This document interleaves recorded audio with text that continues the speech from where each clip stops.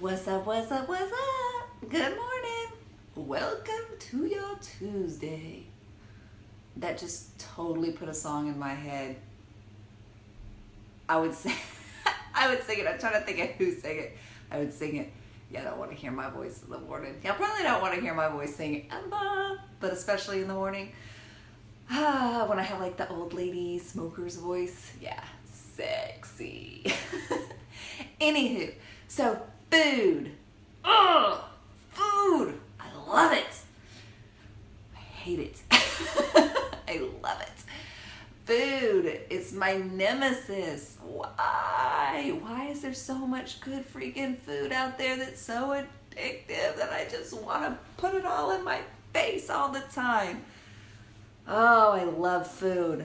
I love food. And that's the problem, right? It's like there's so much information out there about what you should eat and what you shouldn't eat. And for every article that says you should do this, there's another article that says you shouldn't do that exact same thing. And nobody can agree on what's best for you. And there's fasting, and there's keto, and there's low carb, and there's freaking tinctures and juicing and like I can't even, there's so much about food and nobody agrees. It's a convoluted hot mess, right? Well, I always like to start anytime I talk about food and just remind you guys that I am not a nutritionist. I'm just a lady that's trying to figure some shiz out as well. And figuring out what works for me and my body. And it's different for everybody because I don't have your body and you don't have my body and we all react differently. Okay, disclaimer done. There is one thing that is pretty universally agreed upon, and that is to limit your processed foods. What the hell does that even mean? Okay, so basically anything that is done to food outside of its normal, natural state is processing. So obviously you can't completely eliminate processed food because you're not gonna walk outside and take a big bite out of a dead cow, right? Like processing has to happen. But if you can get foods in as close to its original state, the more nutritional content, usually, if you know where the food was sourced from, you get, the better the food you get. Okay, so now let's go real world. Hello, I shop at Kroger. I have no idea where my cows came from. I have no idea where my vegetables came from. Probably from Mexico. It's the way it is. So then you look at, okay, well, in a real world, what can I do to help make sure that I'm getting the best food available for me at a price that I can afford and still keep going?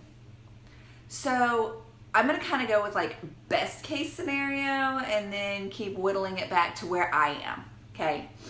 So best case scenario, let's talk vegetables and fruits. You grow your own, right? You know where it came from. You know how it's being treated. You know what pesticides are or are not being put on it. You know, right? I don't grow my own food. I don't. So the next best case scenario would be like to go to a local farmer's market where they have a co-op, where it's people around you that are growing the food. What an awesome idea. And most of the time when you go to a farmer's market, they don't have a whole bunch of bagged, jarred, canned, they might have some canned stuff, but stuff. They've got fresh food ready to go, right? Perfect. I don't shop at a farmer's market.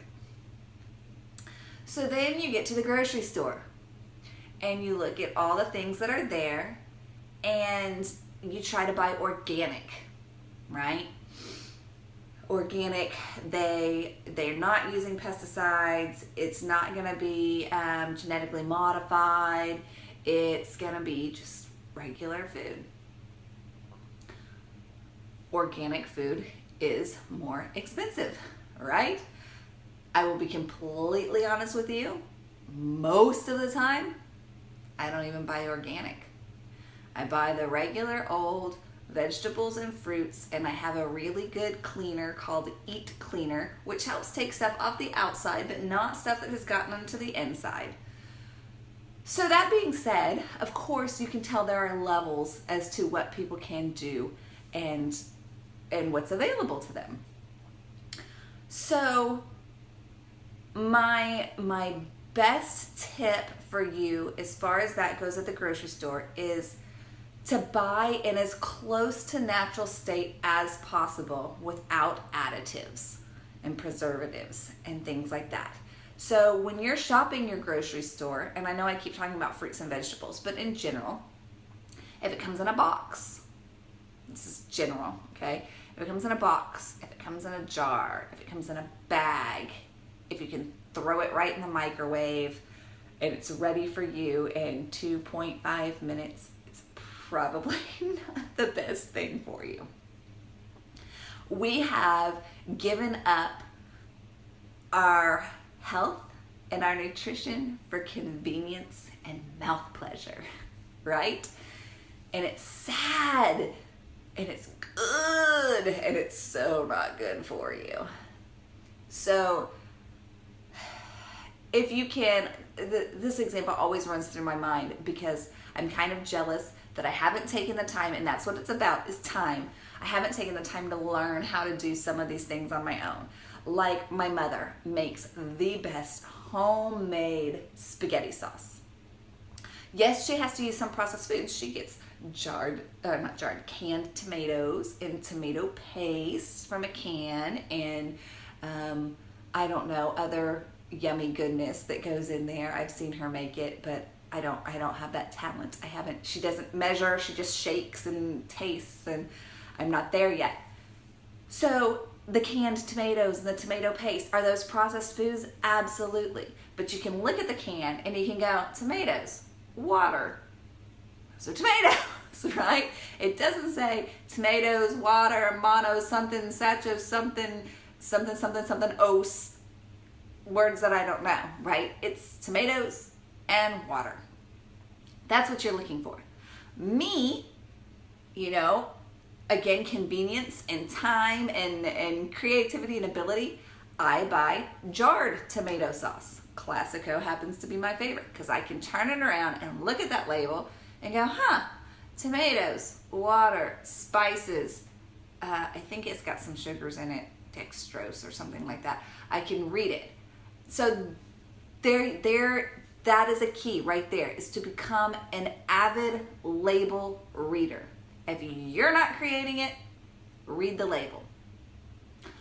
What kind, and this is where I, as much as I talk about it, and I did yesterday, about taking care of me and making sure that I'm good, when it comes to label reading, which I'm not the best at, I try to buy as natural as possible so that I don't have to worry about reading labels because I don't like it. I think about my kids.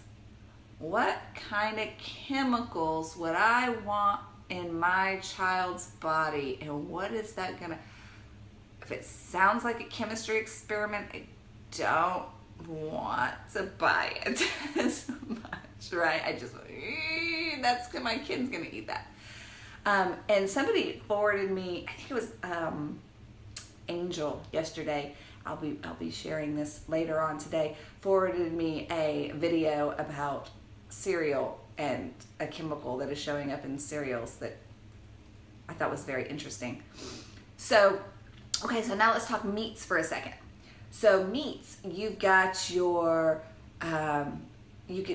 local rancher, right, that has his cows or rabbits or chickens and goes and gets them processed for you, and you have fresh meat, right?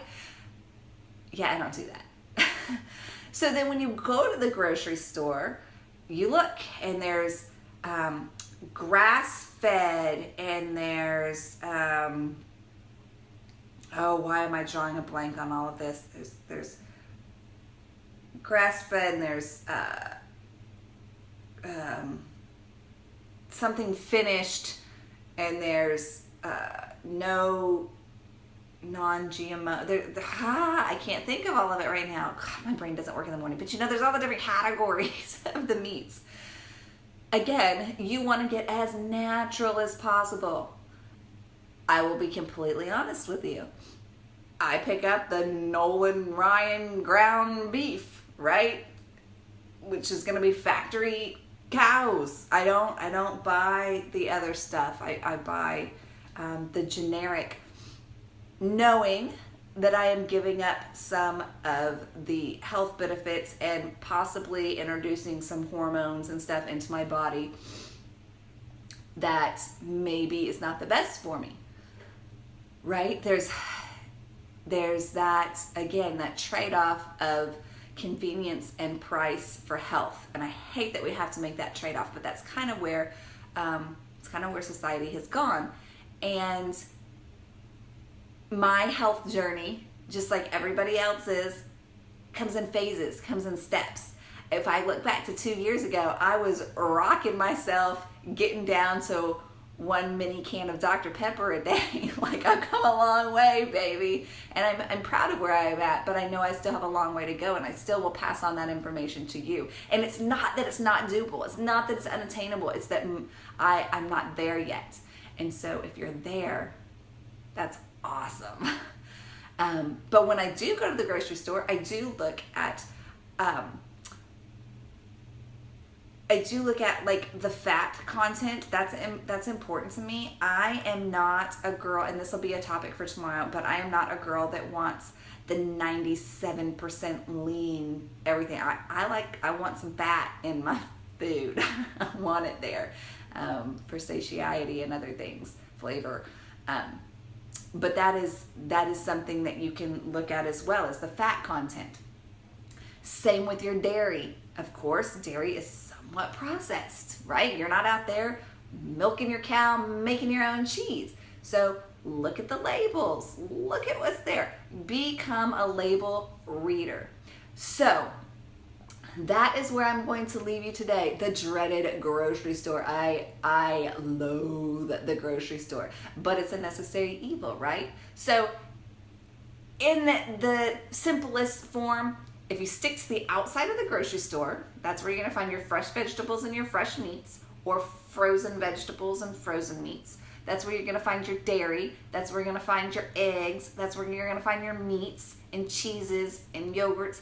That's the best place to hang out in the grocery store. Once you start going in and out and through those aisles, which I do, I'm not going to tell you I don't, because I do, just look at labels. Oh, another good example, taco seasoning.